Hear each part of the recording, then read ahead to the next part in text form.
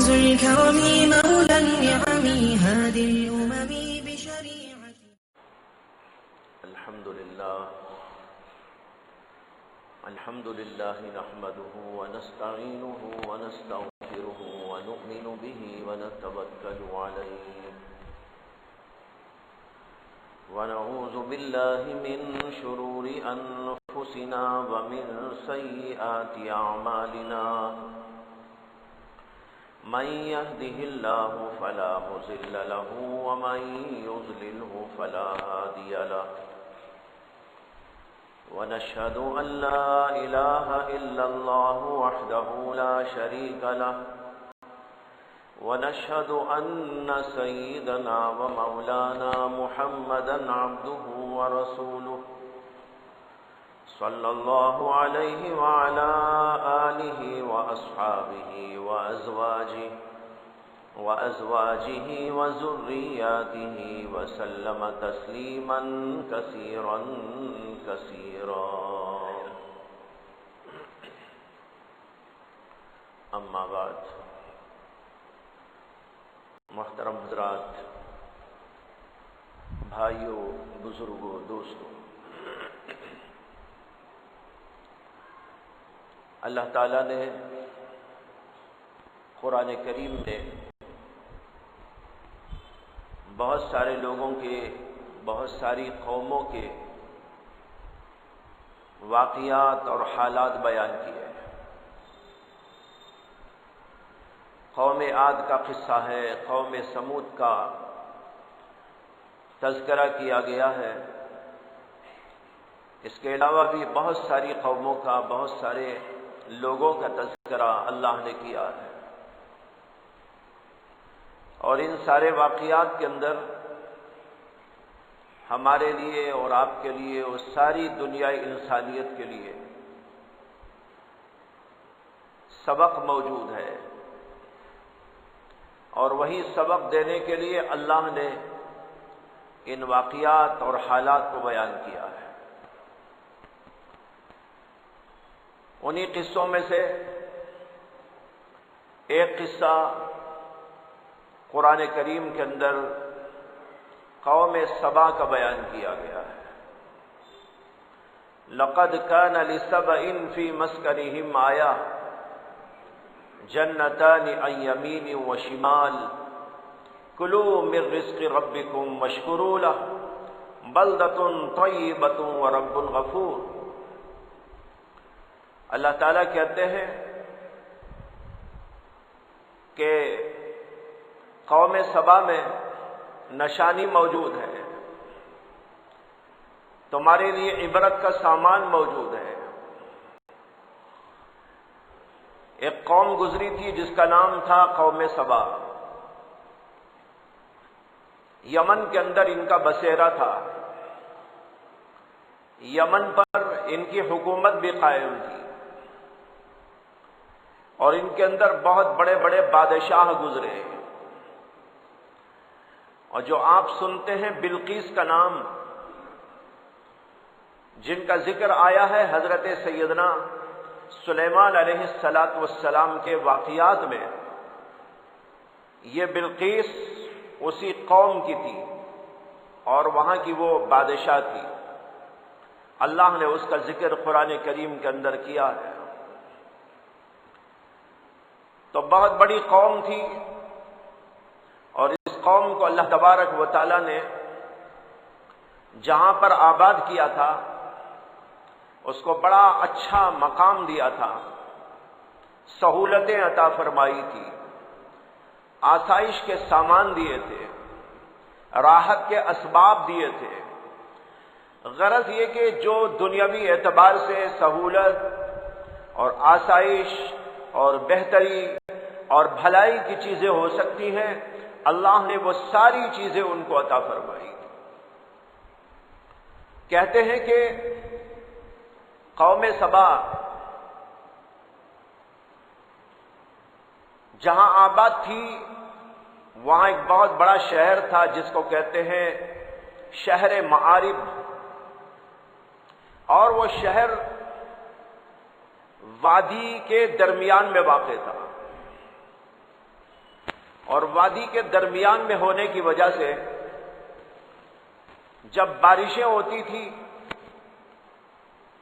تو پانی ادھر سے ادھر سے پہاڑوں سے گر کر اس وادی کے اندر آتا تھا،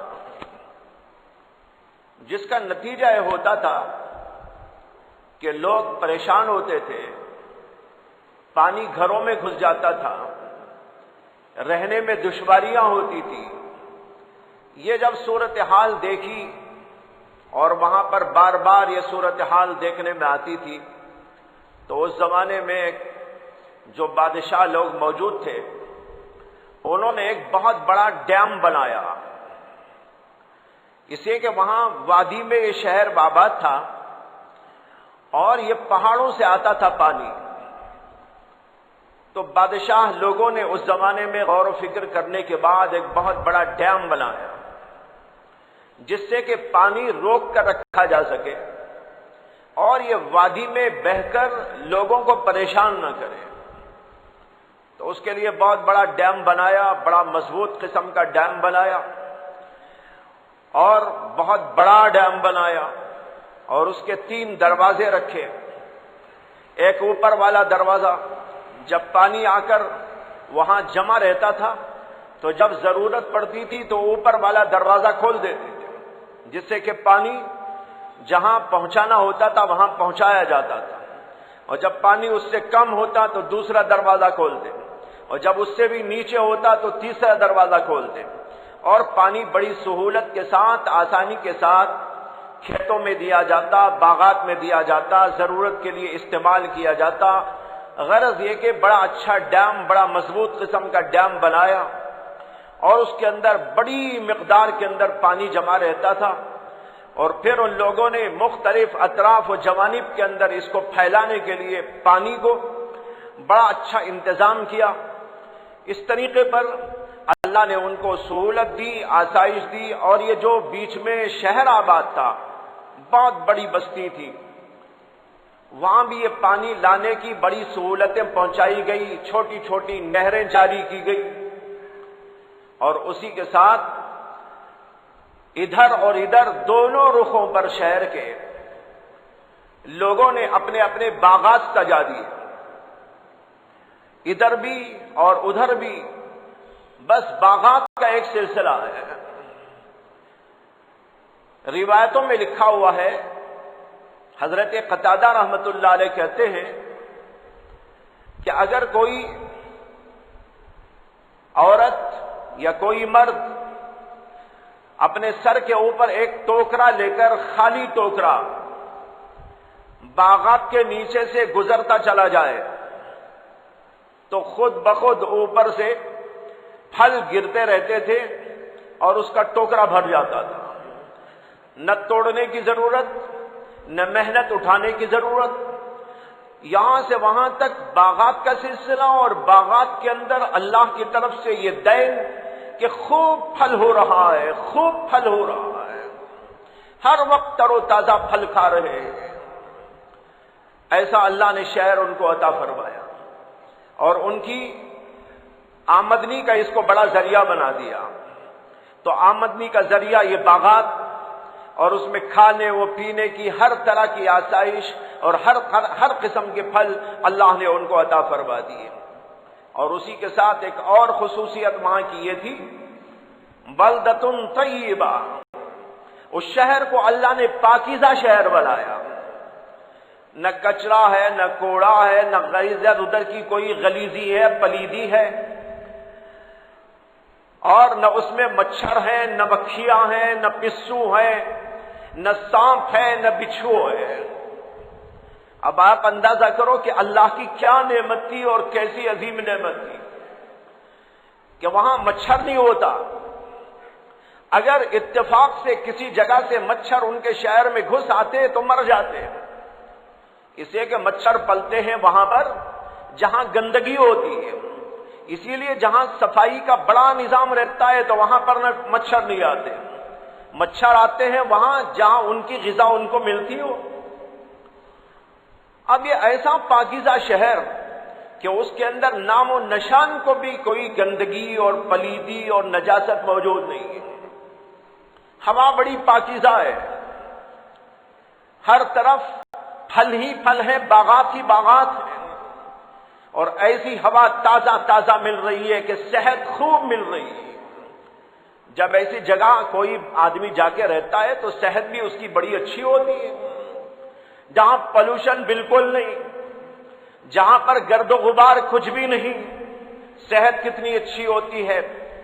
اللہ نے یہ ساری دولتیں ان کو عطا فرمائی دی، ساری نعمتوں سے ان کو نوازا تھا، کھانے کی سہولت، پینے کی سہولت، پانی کی سہولت، بڑی اچھی فضا، بڑی اچھی ہوا، اور صحت اور قوت، اور کھانے و پینے کے لیے ہر قسم کی چیزیں، اور اس کے ساتھ ایسا شہر جس کے اندر نہ گندگی، نہ پلیدی، نہ بچھو، نہ سانپ، نہ کوئی ایسی چیز جو انسان کو تکلیف پہنچانے والی ہے۔ اللہ نے ایسی نعمتوں سے ان کو نوازا۔ اللہ نے یہ ساری نعمتوں سے نواز کر وہاں پیغمبروں کے ذریعے ان کو تعلیم دی۔ روایات کے اندر آتا ہے کہ اس قوم کے اندر 13 پیغمبروں کو اللہ نے بھیجا، ایک بعد دیگرے پیغمبر آتے رہے، ایک نہیں 13 پیغمبر وقفے وقفے سے ان کے اندر آتے رہے۔ پیغمبروں نے تعلیم لا کر اللہ کی پیش کی لوگوں کے سامنے۔ کیا تعلیم تھی؟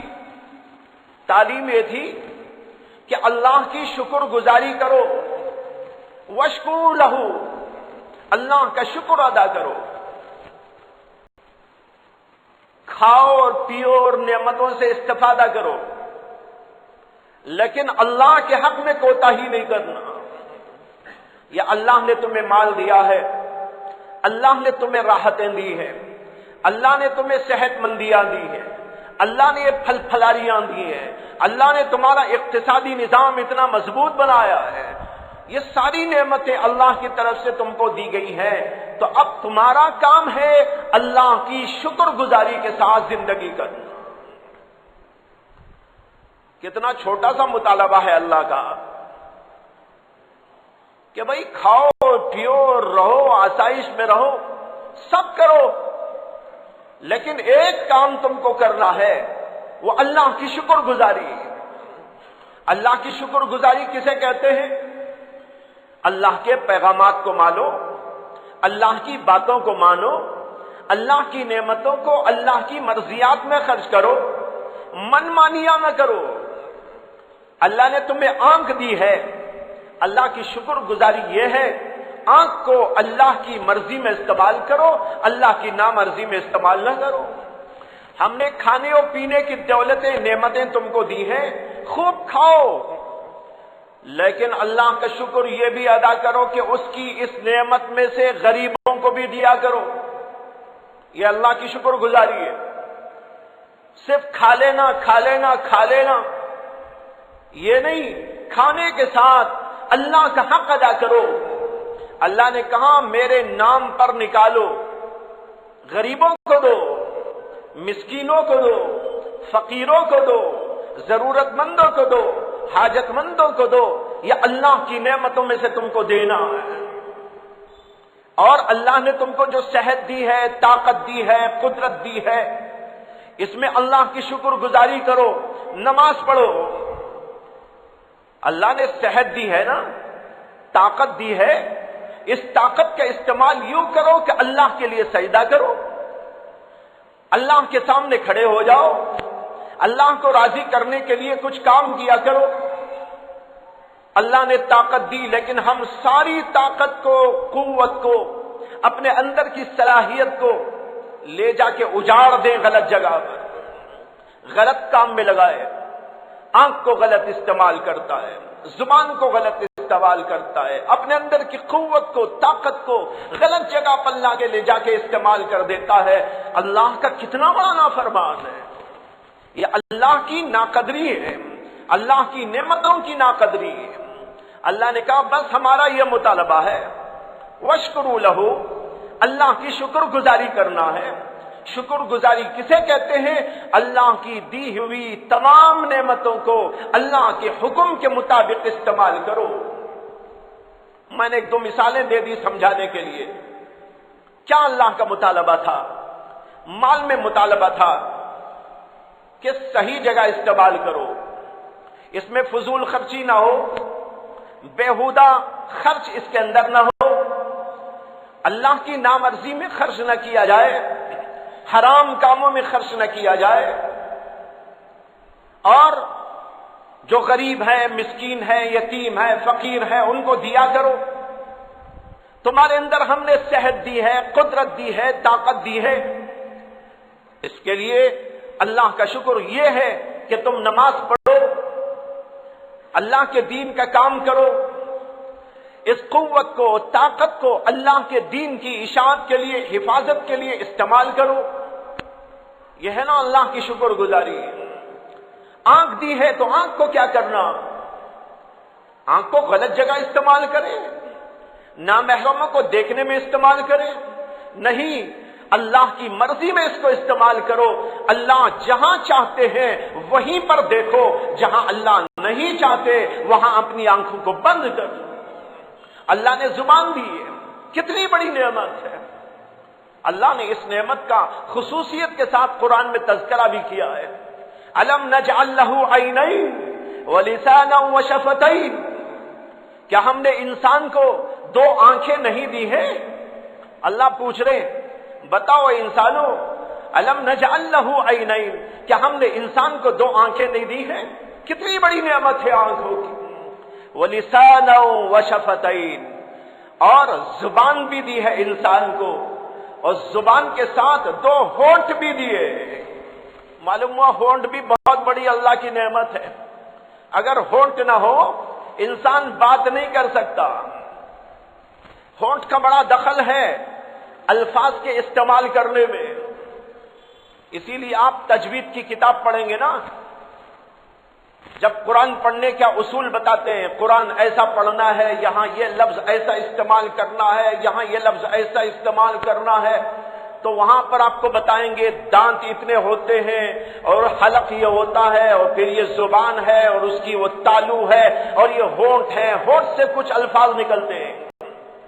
مثلا آپ بولنا چاہتے ہیں محمد، ہونٹ نہ ہو تو آپ محمد نہیں بول سکتے، اس لیے کہ محمد ایسا پیارا لفظ ہے کہ جب آدمی اس کو بولنا چاہتا ہے تو دو ہونٹ ملتے ہیں۔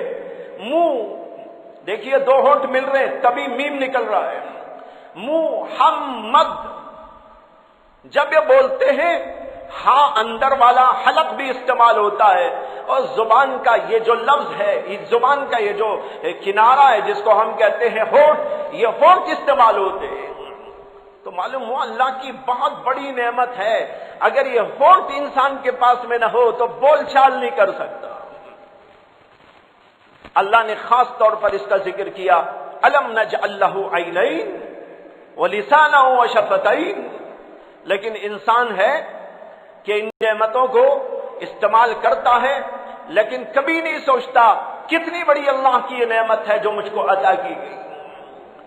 تو بتایا رہا تھا کہ ان لوگوں کو اس قسم کی تمام نعمتیں دی گئی تھی، ظاہری نعمتیں، اندرونی نعمتیں، اور جو ہے اقتصادی نعمتیں، ساری آسائشیں، صحت مندیاں، طاقت و توانائیاں، یہ سب دے کر اللہ نے مطالبہ کیا ان ساری نعمتوں کو استعمال کرو، کھاؤ اور پیو، لیکن میری شکر گزاری کے ساتھ۔ لیکن اس قوم نے کیا کیا؟ بڑپن میں مبتلا ہو گئی، فخر اور غرور میں تکبر میں مبتلا ہو گئی، اللہ کو بالکل بھلا دیا۔ مال آیا تو خدا کو بھول جاتے ہیں لوگ۔ ایک زمانہ تو وہ تھا کہ اس قوم کا حال یہ تھا کہ گھروں کے اندر پانی آ جا رہا ہے، لوگ مرتے چلے جا رہے ہیں، لیکن اللہ نے ڈیم بنانے کی توفیق دی اور ڈیم بنایا گیا۔ ڈیم کے ذریعے پانی کو روک لگائی گئی اور اس کے ذریعے ان کے شہر کی حفاظت کی گئی، اور پھر اس پانی کو مختلف ذریعوں سے استعمال کر کے بڑے بڑے باغات وہاں پر لگانے کی اللہ نے توفیق دی، اور ایسا پاکیزہ شہر آباد کر دیا۔ اور پیغمبروں کو بھیج کر اللہ نے کہا اللہ کی شکر گزاری کرو، اللہ کی عبادت کرو، اللہ کی توحید کے قائل ہو جاؤ، اللہ کی نماز پڑھا کرو، اللہ کے حکم کے مطابق زکوٰۃ ادا کیا کرو، اللہ کے حکم کے مطابق غریبوں کی امداد کیا کرو۔ لیکن کیا ہوا؟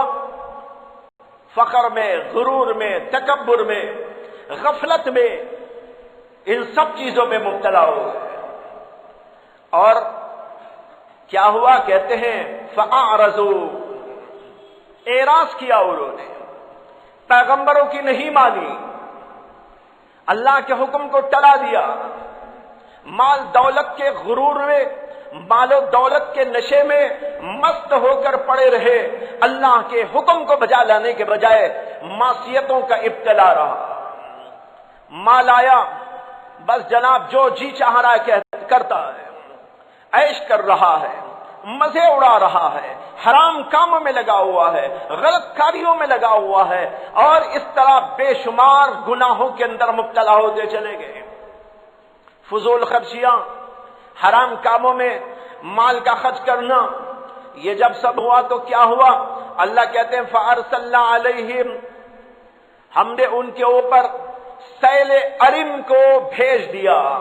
فَأَرْسَلْنَا عَلَيْهِمْ سَيْلَ الْعَرِمْ، عرم کے معنی آتے ہیں ڈیم، ابھی میں نے ذکر کیا۔ اللہ کہتے ہیں جو ڈیم ان کے لیے، ان کی فلاح کا، ان کے لیے سکون کا، ان کے لیے راحت کا ذریعہ بنایا گیا تھا، لیکن جب انہوں نے اللہ کی نافرمانی کی، اللہ کی ناشکری کی، اللہ کی نعمتوں کو لے کر اللہ کے حکم کو ٹال دیا، تو نتیجہ یہ ہوا کہ اسی ڈیم کو اللہ نے عذاب کا ذریعہ بنا دیا۔ فَأَرْسَلَ عَلَيْهِمْ سَيْلَ الْعَرِمْ، ڈیم کا سیلاب بھیجا۔ روایتوں کے اندر لکھا ہوا ہے کہ جب اللہ نے ان کے اوپر عذاب مسلط کرنا چاہا، پہلے تو پیغمبروں کے ذریعے سب ان کو بتا دیا، سب چیزیں کھول دی گئی، لیکن جب بار بار کی نصیحتیں کام نہ آئی اور اللہ نے ان کو ہلاک کرنا چاہا، تو ڈیم کے اوپر بڑے بڑے چوہے اللہ نے پیدا کر دیے۔ ڈیم تو بہرحال ڈیم ہوتا ہے، جیسے کہ آپ جانتے ہیں، سب جانتے ہیں، کوئی معمولی چیز نہیں ہوا کرتی۔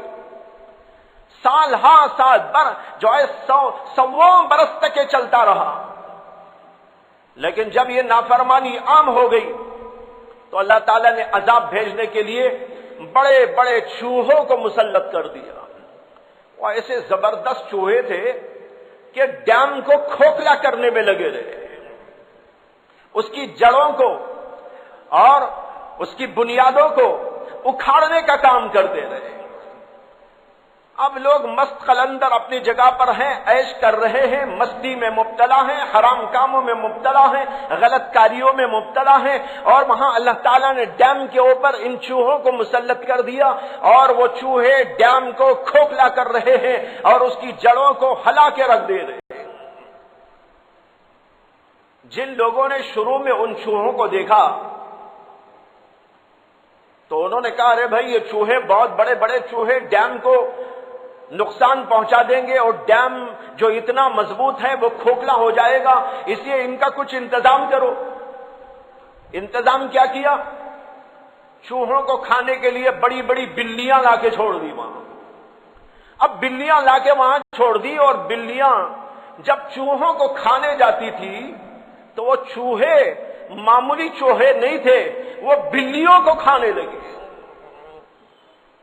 جب اللہ عذاب بھیجنا چاہے تو بھائی کوئی تدبیر کام نہیں آتی، اللہ کی تقدیر غالب آتی ہے اور تدبیر ناکام ہو جاتی۔ تو بلیاں جا جا کر ڈر کے مارے بھاگ کے آنے لگی۔ اب چوہے وہاں پر موجود، بلی کوئی جانے وہاں تیار نہیں، اور کوئی بلی پہنچ گئی تو چوہوں نے اس کو کھا لیا اور ختم کر دیا، یا مار دیا یا بھگا دیا۔ تو کچھ لوگوں نے یہ صورت دیکھی تو وہ سمجھے بھائی آج نہیں تو کل خطرہ آ سکتا ہے، اس لیے ہمیں یہاں سے کسی اور جگہ منتقل ہو جانا چاہیے۔ تو کچھ لوگ منتقل ہو کر ادھر ادھر چلے گئے، لاکھوں کی تعداد میں وہاں سے لوگ اس صورتحال کو دیکھ کر ادھر ادھر منتقل ہو گئے، اور جو لوگ غفلت میں تھے وہ وہیں پڑے رہے، یہاں تک کہ اللہ کا عذاب آیا کہ ڈیم کھوکھلا ہو گیا۔ چوہوں نے اس کو اس قدر کھوکھلا کر دیا کہ ایک دن اچانک ایسا ہوا کہ ڈیم گر پڑا اور جو کچھ کے پانی کا ذخیرہ وہاں موجود تھا وہ پورا پانی سیلاب کی شکل میں شہر کے اندر داخل ہو گیا۔ نتیجہ ہوا کہ پورا شہر برباد، تمام انسان جو وہاں موجود تھے وہ ہلاک، کوئی چیز باقی نہ رہی۔ اللہ نے اس کو فرمایا ہے فَأَرْسَلْنَا عَلَيْهِمْ سَيْلَ الْعَرِمِ، ہم نے ان کے اوپر ڈیم کا سیلاب بھیج دیا تھا۔ نتیجہ ہوا سب کچھ غارت ہو گیا، اور جو بعد میں کچھ لوگ بچ گئے وہ وہیں پر رہے، لیکن سارا شہر اجڑ چکا تھا، باغات سب کے سب اجڑ چکے تھے، کوئی چیز وہاں پر موجود نہ تھی۔ جو لوگ تھے انہوں نے کچھ اپنے پھر جھونپڑے بنائے اور رہنا شروع کر دیا، اور یہ جو لوگ بچے ہوئے وہاں موجود تھے وہ باغات کی جگہ دیکھ رہے تھے کہ وہ باغات تو اب نہیں ہے، اس کی جگہ اللہ نے دوسرے باغات ایسے پیدا کر دیے ہیں۔ اللہ اس کے لیے آگے فرماتے ہیں وَبَدَّلْنَاهُمْ بِجَنَّتَيْهِمْ جَنَّتَيْنِ، ہم نے ان کے ان دو باغوں کے ادھر ایک دو باغ چل رہے تھے، ان کے بجائے دوسرے باغ ان کو دو عطا کر دیے، ذواتئی اکل خمط، کڑوے کسیلے پھلوں کے، کڑوے کسیلے پھل۔ اب وہ ایک تو وہ زمانہ تھا اللہ نے کیسے کیسے پھل دیے تھے ان کو، لیکن اللہ کی نافرمانی کی، اللہ کی ناشکری کی، اس کا نتیجہ یہ ہوا اللہ کہتے ہیں ہم نے ان کو دوسرے جو باغات دیے، اب وہاں پر کیا پھل نکلتا ہے؟ کسیلا سا پھل نکلتا ہے، کڑوا پھل نکلتا ہے، اور کچھ جھاؤں کے درخت وہاں پر پیدا ہو گئے۔ اللہ نے یہ صورتحال وہاں پر پیدا فرما دی۔ آگے اللہ کہتے ہیں ذالک جزیناہم بما کفروا، یہ ہم نے ان کی ناشکری کا بدلہ ان کو دیا۔ ذالک جزیناہم بما کفروا، جو انہوں نے کفر کیا، اللہ کی نافرمانی کی، اللہ کی ناشکری کی، اللہ کی نعمتوں کی ناقدری کی، اس کی سزا میں، اس کے جزا میں یہ اللہ نے ان کے اوپر عذاب نازل کر دیا تھا۔ یہ ہے قصہ جو وہاں پر بیان کیا گیا ہے۔ بھائیو، اللہ کہتے ہیں اس کے اندر سب کے لیے نشانی موجود ہے۔ لقد كان لسبع في مسكنهم آية، اس کے اندر نشانی، غور کریں تو ہمارے لیے بھی نشانی ہے۔ اللہ نے ہم کو صحت دی ہے، ہم اپنی صحت کو فراموش نہ کریں۔ اللہ نے صحت دی ہے، یہ سب سوچے اللہ کی نعمت ہے۔ اللہ نے آنکھیں دی ہے، سوچے اللہ کی نعمت ہے۔ اللہ نے کان دیے ہیں، سوچے اللہ کی نعمت ہے۔ پوری باڈی ہماری موجود ہے، اس کے اندر کیسے کیسے آرگن موجود ہیں، کیسے کیسے پارٹس موجود ہے، اور یہ سب اللہ کی نعمتیں۔ اور پھر باہر کھانے کی چیزیں، پینے کی چیزیں، ہوا اور روشنی اور مکانات اور مختلف قسم کی جائیدادیں اور مختلف قسم کے مکانات، یہ سب کچھ اللہ نے جو ہم کو عطا کیا ہے، یہ اللہ کی عظیم ترین نعمت ہے۔ اس نعمت پر ہم کو اور آپ کو کیا کرنا چاہیے؟ وہی مطالبہ ہم سے بھی ہے، اللہ کی شکر گزاری، اللہ کی بات مانو، نفس کی بات پہ نہ چلو، منمانی زندگی نہ کرو، اللہ کی بتائی ہوئی زندگی پر اپنی زندگی کو قائم کرو۔ پیغمبر آئے، ان کے پاس بھی آئے، اور ہمارے پاس تو سب سے بڑے پیغمبر آ گئے۔ ہمارے پاس سب سے بڑے پیغمبر حضرت سرور عالم صلی اللہ علیہ وسلم، آپ کو اللہ نے بھیجا، قیامت تک کے تمام انسانوں کے لیے بھیجا ہے۔ ان کی تعلیم تمام انسانوں کے لیے ہے اور قیامت تک کے تمام زمانوں کے لیے ہے۔ اس کے اندر ہم سے کہا گیا ہے کہ تم بھی اللہ کی نعمتوں کو دیکھو، اس کو استعمال کرو اور صحیح ڈھنگ سے استعمال کرو، اسراف نہ کرو، فضول خرچی نہ کرو، حرام کاموں میں استعمال نہ کرو، اپنے اندر والی بھی کوئی نعمت ہو اس کو بھی استعمال نہ کرو غلط جگہ، باہر کی کوئی نعمت ہو اس کو بھی استعمال نہ کرو کسی غلط جگہ پر۔ اللہ کی نعمت کو اللہ کی مرضیات کے اندر خرچ کیا کرو، اور اس میں غریبوں کا حصہ رکھو، زکات نکالا کرو۔ زکات کے علاوہ بھی کچھ تم سے مانگا جاتا ہے۔ ترمذی کے اندر حدیث موجود ہے، اللہ کے نبی علیہ الصلوۃ والسلام نے فرمایا ان فی المال لحقا سوى الزکاۃ، بلا شبہ مال کے اندر زکات کے علاوہ بھی ایک حق ہے، مسجدوں کا حق ہے، مدرسوں کا حق ہے، اور ملی کاموں کا حق ہے، اور مختلف قسم کی چیزوں کا حق ہے، رشتہ داروں کو دینا ہے، رشتہ داروں کے ساتھ حسن سلوک کرنا ہے، یہ سارے حقوق تمہارے اوپر ہیں۔ اللہ نے نعمت دی تو ان سارے حقوق کو انجام دو، یہ اللہ کا مطالبہ ہے۔ ہم کو جسم میں طاقت و قدرت دی، لیکن طاقت و قدرت کو غلط جگہ استعمال نہ کرو، کلبوں میں جا کر غارت نہ کرو، حرام کاموں میں لے جا کر خرچ کر کے اللہ کی اس نعمت کی ناشکری نہ کرو۔ اللہ کی اس نعمت کو حلال جگہ خرچ کرو، صحیح جگہ خرچ کرو، اللہ کی عبادت میں خرچ کرو، اللہ کی ریاضت میں خرچ کرو، اس طریقے پر اللہ کے دین کے لیے کچھ کام کر کے چلے جاؤ، یہ تمہارے لیے بہت بھاری نعمت ہے۔ یہ ہے اللہ کا مطالبہ۔ اور پھر اس میں سبق ہم کو کیا ہے؟ اگر ہم نے اللہ کی ان نعمتوں کی قدردانی نہ کی جیسے انہوں نے نہ کی، اگر ہم نے بھی اس کے اندر اپنی منمانی چلائی جیسے کہ ان لوگوں نے چلائی، اور ہم نے بھی پیغمبروں کی تعلیم کو نظر انداز کر ڈالا جیسے کہ ان لوگوں نے کیا تھا، اور اللہ کی ان نعمتوں کو کسی غلط جگہ استعمال کرتے رہے جیسے ان لوگوں نے کیا تھا، تو پھر بھائیو اللہ کے عذاب سے ہم بھی بری نہیں ہو سکتے، محفوظ نہیں ہو سکتے۔ اللہ کسی نہ کسی شکل میں عذاب ڈال دیتے ہیں، اس لیے ہم کو اور آپ کو یہ سبق اس کے اندر پڑھایا گیا ہے، اللہ کی نعمتوں کی قدردانی، اور کیسے قدردانی؟ اللہ کے حکم کے مطابق اس کو استعمال کرنا اور نافرمانی میں استعمال نہ کرنا۔ اللہ مجھے بھی آپ کو بھی توفیق عطا فرمائے۔ وآخر دعوانا الحمدللہ رب العالمین۔